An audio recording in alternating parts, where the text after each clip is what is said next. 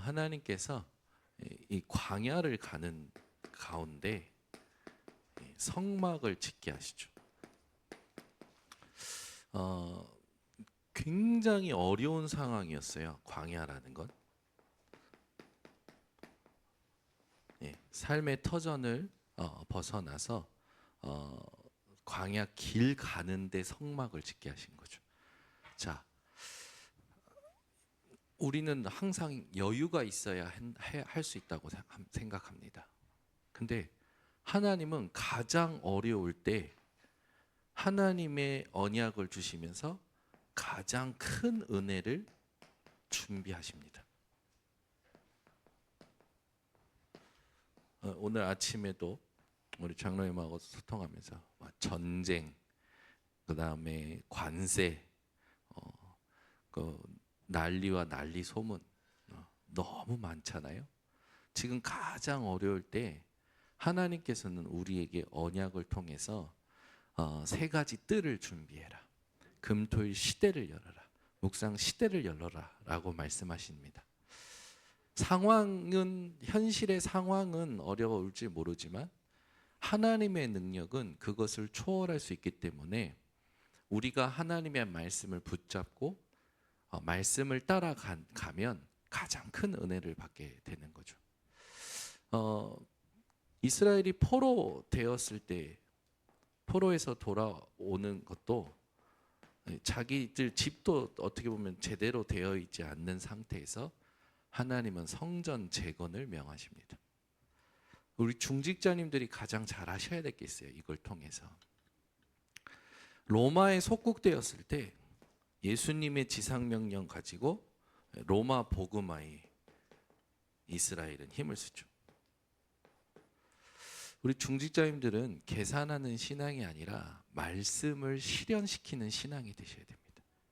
그래서 중직자에게 가장 중요한 게 뭐냐면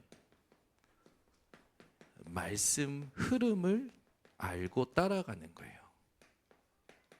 이것보다 중요한 게 없어요. 이것을 놓치고 내 생각대로 안 된다.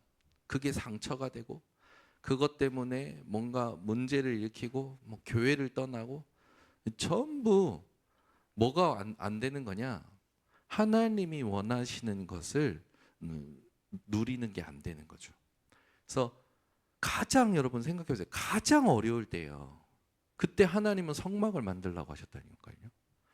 가장 어려울 때예요. 집도 어떻게 보면 제대로 준비 안 되는데 성전부터 재건하라 하셔요. 우리 오늘도 광야길 가는데 자기들 삶도 중요한데 하나님께서는 등불을 꺼지지 않게 하라 라고 하십니다. 이 등불의 빛이 끊어지지 않게 하라 라고 하십니다. 그 말은 중직자들이 절대로 놓치면 안 되는 흐름을 말씀하시는 거죠. 반드시 한 줄을 살 때 말씀 속에서 말씀을 가지고 내게 하나님이 주시는 당연한 것, 필요한 것, 절대적인 것을 찾아 누리는 우리 중직자들이 되셔야 시대를 뛰어넘는 하나님의 능력을 체험하게 됩니다. 그러면 오늘 말씀 가지고 우리가 가장 큰 은혜를 두고 뭘로 붙잡아야 되냐? 전도와 선교. 이게 뭐냐? 다른 것이 아니라 말씀 운동이 하나님이 원하시는 가장 큰 전도와 선교입니다. 그래서 말씀 따라가면 하나님께서 준비하신 것을 보게 돼요. 반복 캠프를 쭉 하면서 말씀 붙잡고 현장을 가는데 하나님께서 준비하신 것이 말씀 속에서 확인이 될 때 저만 감동되는 게 아니라 같이 본 자들이 감동이 되는 거죠. 우리가 절대 놓치지 말아야 될 이 말씀의 흐름을 두고 흠타면 우리에게 있어서 굉장히 의미 있는 것들이 성막 안에 있었던 성물이죠. 하나님께서 거룩하게 구별하신 것들을 여러분들은 가장 의미 있게 붙잡으셔야 됩니다. 그렇게 볼 때 하나님이 그 성막 안에 뭐가 있게 하셨냐면 물두멍이 있게 하셨잖아요. 이 물두멍은 뭘 말하냐? 정결, 그리스도의 보혈을 의미하기도 하죠. 우리의 인생의 정결함은 그리스도의 보혈이 아니면 안 되거든요. 그리고 나서 이제 성소에 들어가게 합니다. 이 성소에서는 실제로 뭘 가지고 누리는 거냐? 하나님이 원하시는 예배를 제대로 드리는 걸 말하는 거예요. 그래서 예배를 통해서 하나님과의 관계를 회복하는 거죠. 이 성소 안에는요, 이 뭐가 있었냐? 떡상이 있었어요. 네. 생명의 떡 12지파를 향한 12가지 떡이 이렇게 있었는데, 이거는 이 생명의 떡을 상징하는 것이 그리스도의 몸이고 그리스도의 생명의 떡이잖아요. 그럼 말하면 영적인 양식을 얘기합니다. 그리고 이 성막 안에 또 뭐가 있었냐면 그 향단이 있었어요. 이 향단은 향기를 피우는 기도의 향을 피우는 의미를 담고 있었죠. 예수 그리스도를 통해서 우리가 하나님께 기도하는 중보적 의미를 가지고 있습니다. 그리고 또 뭐가 있었냐면 등불이 있었어요.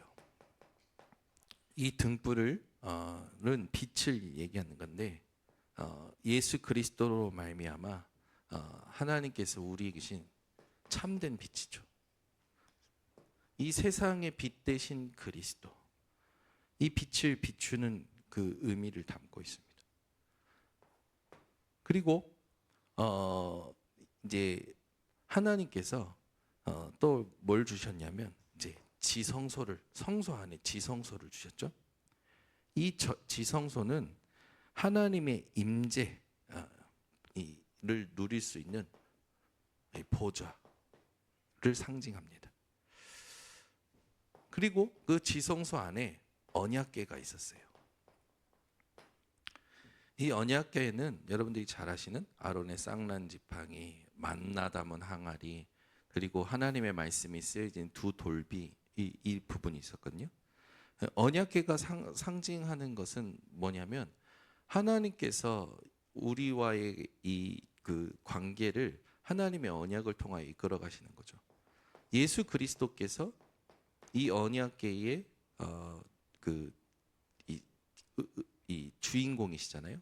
그 그리스도가 우리의 세계 새 언약이 되십니다. 전부 성막에 있는 것은 그리스도를 상징하고 이 성막에 있는 것은 하나님께서 구별하시는 것들이죠. 그래서 이 성막을 통해서 성막을 바라보고 이 성막이 움직이고 성막을 가장 먼저 세우고, 그 말은 전부 뭡니까? 하나님의 중심으로 삶을 살았다는 거예요.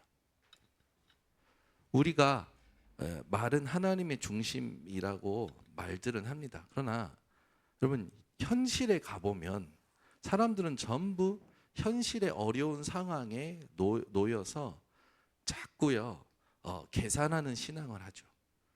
그런데 성경을 잘 보면 광야 생활할 때, 포로에서 돌아올 때, 속국되었을 때 가장 어려운 상황 속에서 하나님은 육신적인 것이 먼저가 아니라 영적인 것을 먼저 하도록 하십니다.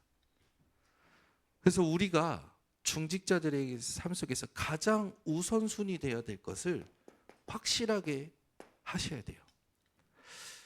상황이 오면 사람들은 자꾸요 이렇게 할까 저렇게 할까라는 선택을 가지고 고민을 합니다. 근데 그 선택을 가지고 고민할 때 기준이 있는데 그 기준이 뭐냐면 이익과 손해예요.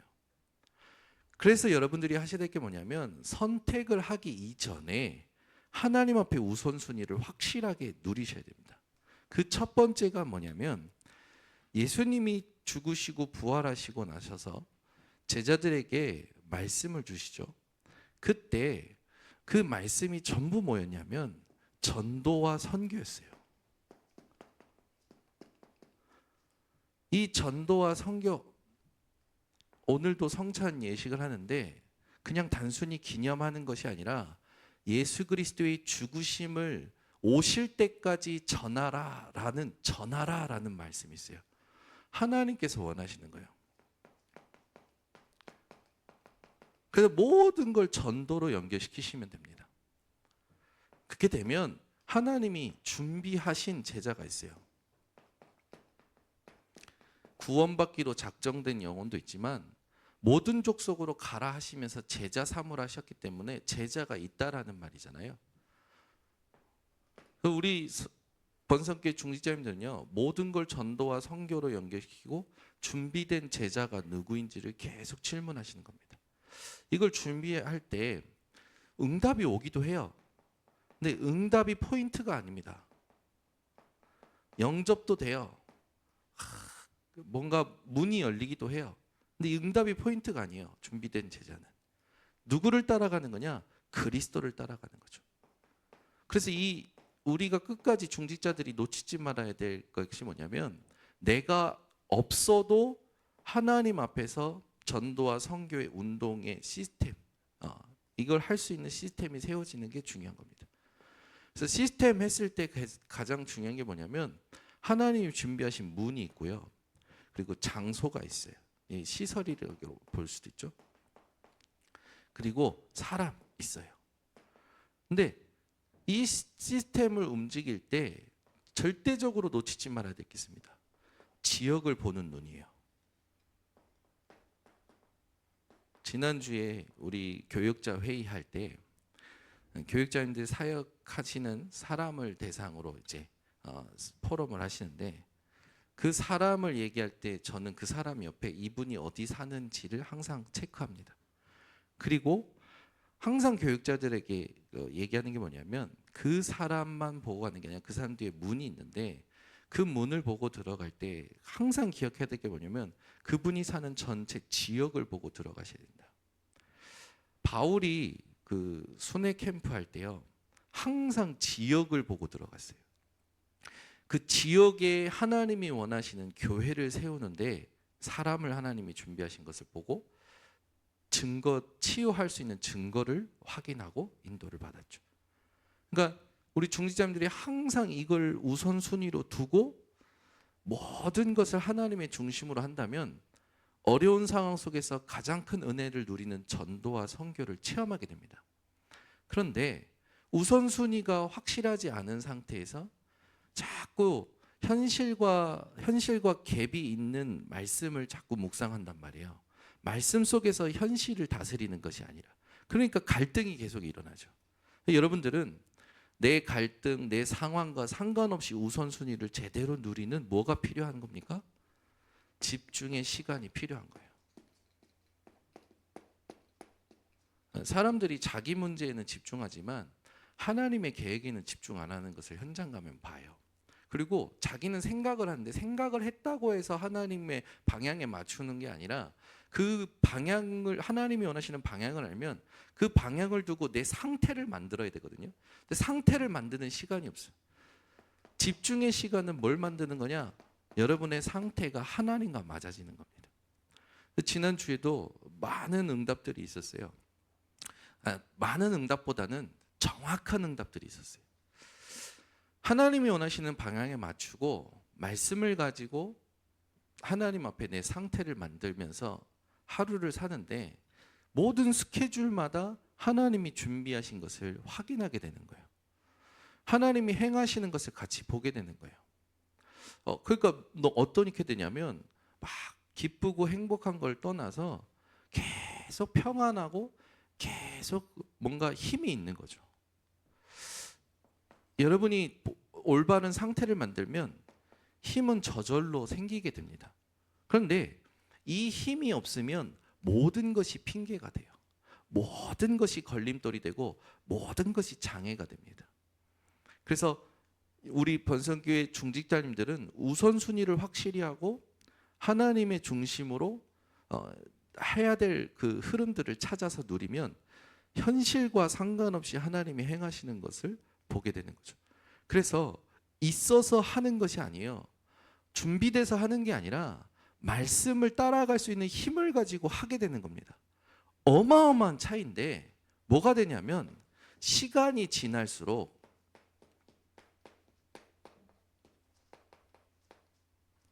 어떤 응답이 오냐면 영원하고 안전한 응답이 와요.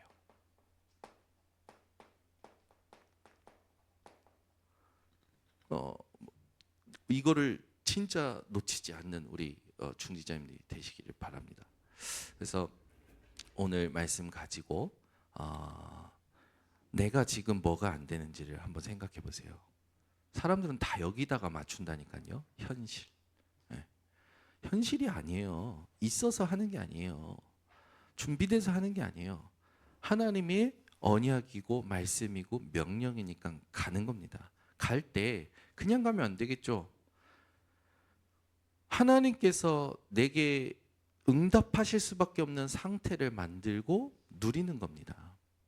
그래서 이 성막은 12지파가 성막 중심으로 장막을 쳤듯이 완전히 보고 듣고 삶의 중심이 하나님 중심이 되는 거죠. 그러니까 내가 하나님 중심으로 산다고 해서 하나님이 기뻐하시는 게 절대 아닙니다. 하나님이 원하시는 상태를 만들어야 하나님 중심이라는 말도 하나님이 기뻐하시죠. 그래서 요걸 놓치지 않으셨으면 좋겠어요. 이번 주에 감사한 게 뭐냐면 미션을 주면 그 미션을 실제로 하고 저한테 이렇게 보내요. 청년들이라든지 또 청소년 아이들이. 그래서 이렇게 봅니다. 보면 늦게도 보내요. 늦게 왜 막 새벽에 보내면서 죄송합니다. 미션 실천한 거 보내드립니다. 보내요. 보면요. 기도가 이게 본인이 마음 담고 정리한 것이 제가 읽으면서 감동이 되고 기도가 돼요. 그러니까 뭐가 되냐면 그 현장을 향해서 팀이 되는 거예요. 팀이 되니까 이미 하나님께서 그때부터 시간을 끌고 오시고 공간을 끌고 오시는 걸 느껴요. 잠깐 수요일 날도 소개를 했었지만 그냥 영성 청년이 일하는 현장이고 영성 청년을 보고 간 게 아니라 아침에 하나님이 원하시는 것에 제 상태를 만들고 간 거예요. 갔는데 뭘 준비하셨는가 보려고. 그리고 그 메시지 속에서 오늘도 하나님이 준비하신 걸 응답과 상관없이 무응답과 상관없이 하나님 내가 그 감정이나 이런 부분에 치우치지 않고 정확히 보고 오게 해달라고 기도를 가지고 계속 질문하면서 갔는데 지역을 보니까 금천구 가산 디지털 단지역인 거죠. 그 현장을 쭉 보는데 하나님께서 왜 그 시간에 제가 아는 사람을 보게 합니까? 그 시간에 왜 제가 알고 있었던 사람을 만나게 합니까? 하나님이 준비하신 거잖아요. 그걸 두고 계속 질문하는 거예요. 그걸 가지고 기뻐하는 게 아니라 왜 이 시간에 이 사람을 만나게 하셨지? 왜 이 시간표에 이 사람을 통해서 이 부분을 듣게 하시지? 계속 하나님의 뜻을 질문하는 거예요. 그러고 났는데 무슨 일이냐면 하나님께서 준비하신 것을 저만 보는 게 아니라 옆에 있는 팀으로 하나님이 준비하신 사람에게 같이 보게 하시면서 흑암이 무너지는 걸 보게 하시는 거예요. 어떤 흑암이냐? 생각에 있었던 흑암, 마음에 있었던 흑암, 관계 속에 있었던 흑암, 자기 인생에 있었던 모든 벽과 장애물이 싹 무너지는 거예요. 뭘로? 하나님의 말씀으로. 하나님의 말씀으로 자기가 가지고 있던 한계가 다 무너지니까 무슨 일이 나냐면 저절로 힘이 생기잖아요. 하나님 주신 힘이. 그 힘으로 가장 안전한 응답들을 받게 되는 거예요. 중직자님들이 하셔야 될 게 있습니다. 여기에 계산하는 신앙을 버리셔야 돼요. 이걸 어떻게 하지? 저걸 어떻게 하지? 이렇게 할까 저렇게 할까 생각하고 계산하기 전에 하나님께서 주신 말씀을 흐름을 제대로 이해하고 우선순위를 확실히 해서 상태를 만들면 하나님께서 내 삶이 하나님의 중심으로 살아가는 것을 받고 영광 받으시는 증거가 일어나는 거죠. 그래서 성막을 통해서 그리스도라는 의미를 우리가 알지만 그리스도가 내 삶을 통해서 나타나려면 중요하게 여러분들이 구별하시고 분별하시고 해야 될 것을 하시면 됩니다. 그래서 오늘부터 또 다시 한번 한 주간을 두고 가장 안전한 응답을 받는 이 집중을 꼭 회복하시기를 예수 그리스도로 축원합니다. 하나님 감사합니다. 우리 중직자들에게 가장 큰 전도와 선교 그 말씀 운동을 두고 하나님 앞에 집중하게 하시는을 감사를 드립니다. 광야길 가는 그 상황, 우리 머리로는 이해할 수 없는 현실적 어려움인데 하나님께서는 성막을 먼저 만들게 하시고 성막 중심으로 살게 하신 그 이유가 무엇인지를 우리 오늘 성도님들하고 함께 확인하게 하심을 감사드립니다.